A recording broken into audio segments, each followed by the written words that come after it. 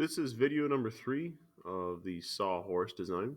If your design currently does not look like this, you need to go back to video number 1 or 2 before you dive into this particular video. In the last video, we were able to take our design, we were able to rotate it up, and we were able to add 4 legs at exactly 6 inches from this side and exactly 6 inches from this side. The next thing that we're going to do is actually add this piece right here, which in the shop is going to be cut as a piece of plywood. And so let's go ahead and get started on that. This dimension right here, from right here to the bottom edge, is a total of 12 inches. To do that, I'm going to go ahead and I'm going to grab my tape measure tool by pressing the T key. And I'm going to start dragging down by a total of 12 inches. Okay. Now, at that point, what I can do is actually go ahead and draw a line across, which is exactly 12 inches down. To do that, I'm going to activate the line tool, and I'm going to click, I'm going to drag to the left, and now it's stuck there, so I'm going to tap the L key again, and I'm going to click and drag to the right.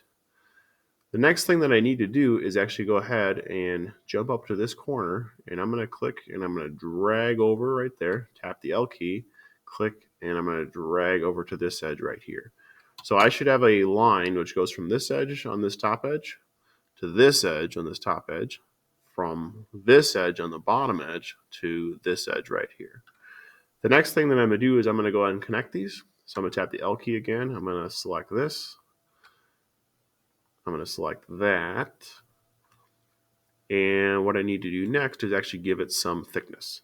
To do that, I'm going to grab the push-pull tool, and I'm actually going to pull it out by 0.5 inches.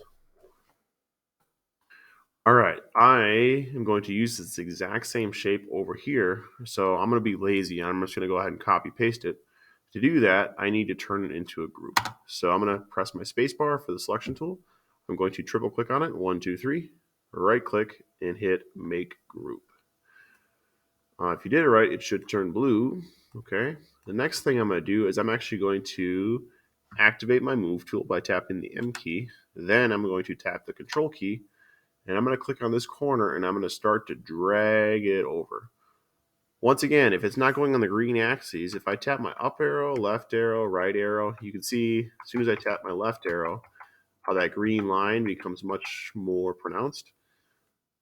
That is the axis I want to go onto. And if I zoom in while I'm dragging, I can snap it right to that corner there.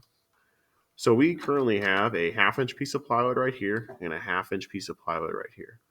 The next thing that I need to do is actually go ahead and draw this shape right here. So this is actually a 1 inch by 4 inch board. And this is going to go from the outside edge of this to the outside edge of this. So to do that, I'm going to go ahead and hit my H key and change my view a little bit. Then I'm going to tap the L key to activate the line tool. Actually, let's deselect that. Yep, let's tap the L key, and I'm going to go ahead and go from corner to corner. Okay. Then I have 2 options here. One, I can just start dragging this line up. I could type in 4 and hit enter. Oops, that's not a right good line. Control Z there. Okay, I can start dragging up along this particular edge, and I can type in 4, enter, and then I could go across until it connects to here and go down to there, and I made a solid shape. The other way to do it is get the tape measure tool, click somewhere on your line, drag up, which is the way I'd prefer it, and I'm going to type in 4, enter, and this will give me a dotted line to reference off of. So after I have my dotted line created, I'm going to activate my line tool by pressing the L key, drag across until I connect it.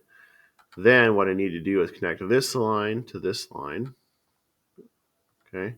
And it's stuck together, so I'll tap the L key again. Then I need to connect this line to this line. As soon as it turns solid, I know that I have a complete rectangle, and I can pull that by pushing the P key, and I can pull this out by a total of 1 inch. As always, I'm going to triple click on this, make it a group. The next thing I'm going to do is jump over this side and do exactly the same thing. So I'm going to hit the L key, corner to corner, hit the T key, tape measure, and I'm going to go up by 4, enter, tap the L key, edge to edge, tap the L key, corner to corner, tap the L key, corner to corner. Then I'm going to hit the P key for push-pull, and I'm going to pull this out by 1 inch.